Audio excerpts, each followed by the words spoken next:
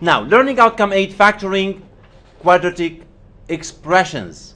Factor each polynomial. If the polynomial cannot be factored, write prime. Okay, sometimes polynomial wouldn't be factored. Here, 3x cubed plus 12x squared. We look at the greatest common factor of the terms here. 3 and 12 both could be divisible by 3, so we take 3 common factor outside. X cubed, x squared, which one has the lowest power? X squared. So we can take x squared outside, and now we open a big bracket, okay? 3x cubed divided, 3 divided by 3, 1. X cubed divided by x squared, x, so you get 1x. Let's go for the next term. Plus 12 divided by 3, 4. X squared divided by x squared is 1, so you get 4. So it's 3x squared into x plus 4. Okay? Many of you are asking, why do we put 1? You can put 1 and you can remove it. It's up to you.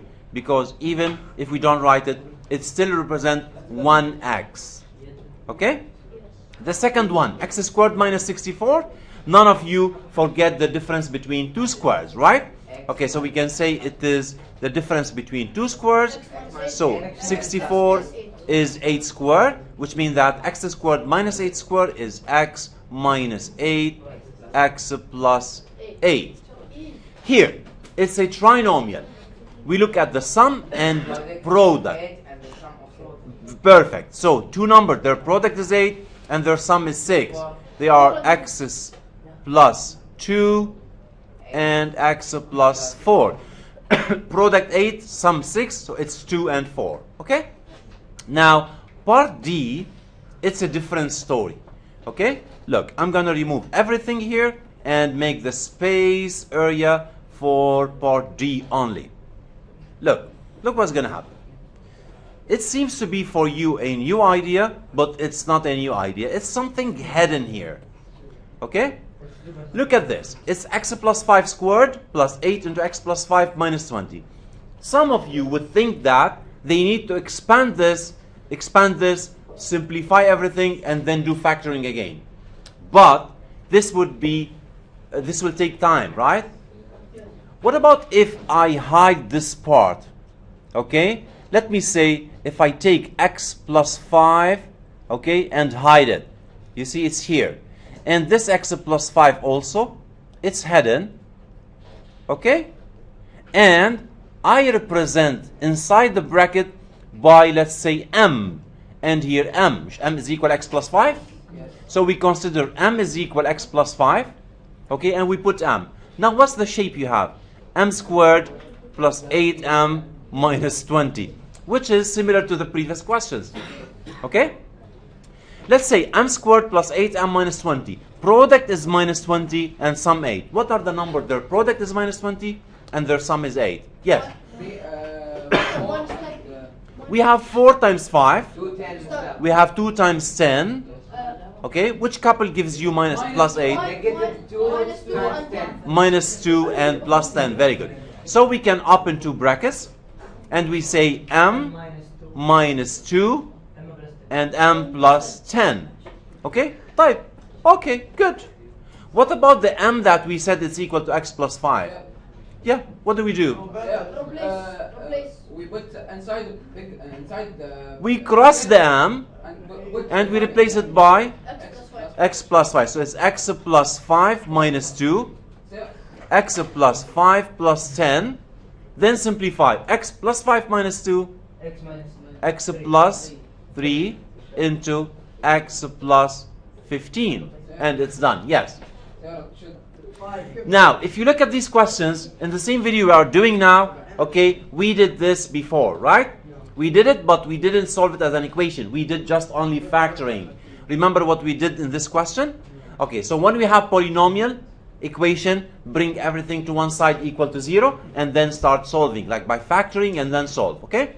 3x cubed equal to 12x squared. Let's move 12x squared to the left side. It becomes a 3x cubed minus 12x squared equal to 0. Remember what did we do in the previous question also? We took common factor. We took 3x squared as common factor and we left by x minus 12 divided by 3, 4, x squared, we took it outside, then it's equal to 0. Then, since we have two products equal to 0, so their product is equal to 0, this means that each one of them is equal to 0. It's either this or that. So it's 3x squared equal to 0, or x minus 4 is equal to 0. This means divide by 3, divide by 3. So after a long thing, like after you simplify it, divide by 3, you get x squared equal to 0. 0 by 3, 0. And you get x is equal to 0. Or x minus 4 equal to 0. We move 4 to the other side. It becomes x is equal to 4. So the solution for this equation is, this is solution set. We have two numbers, 0 and 4. We open bracket 0 and 4. Okay, what about x squared minus 64? How do we factorize x squared minus 64? A difference between two squares. So it is x minus 8, x plus 8 equal to 0. So from this one, x minus 8 equals 0. Very good. So x is equal to 8. Or x plus 8 equals 0, which means that x equal to negative 8. Okay? So also you can take the equation, by the way, and write x squared equal to 64. Remember the radical square root section.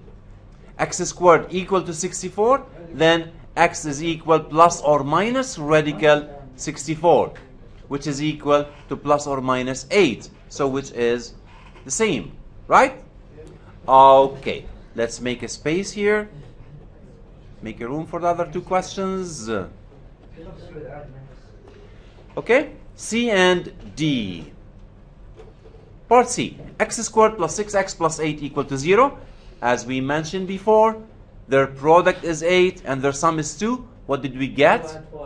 2 and 4.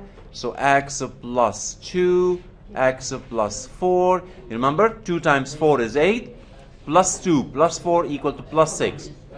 So we say x plus 2 equal to 0, which means that x equal to negative 2 when we move it to the other side. Here, or x plus 4 equal to 0, then x is equal to negative 4. Okay? Remember also what we did in this question?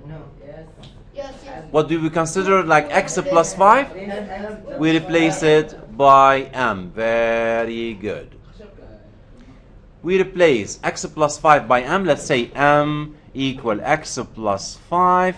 We say m squared plus 8m minus 20 equals 0. And we do the factoring normally, as we did in the previous questions. Their product is negative 20, and their sum is 8. We did it before. We get m negative 2 and m plus 10. Remember that? 10 times 2 times negative 2, negative 20. 10 minus 2 equals to 8. Then we say m negative 2 equal to 0. Okay, or m plus 10 is equal to 0. From here, m equals to 2, and then replace m by x plus 5. So x plus 5 equals to 2, then x is equal to minus 5, minus 3.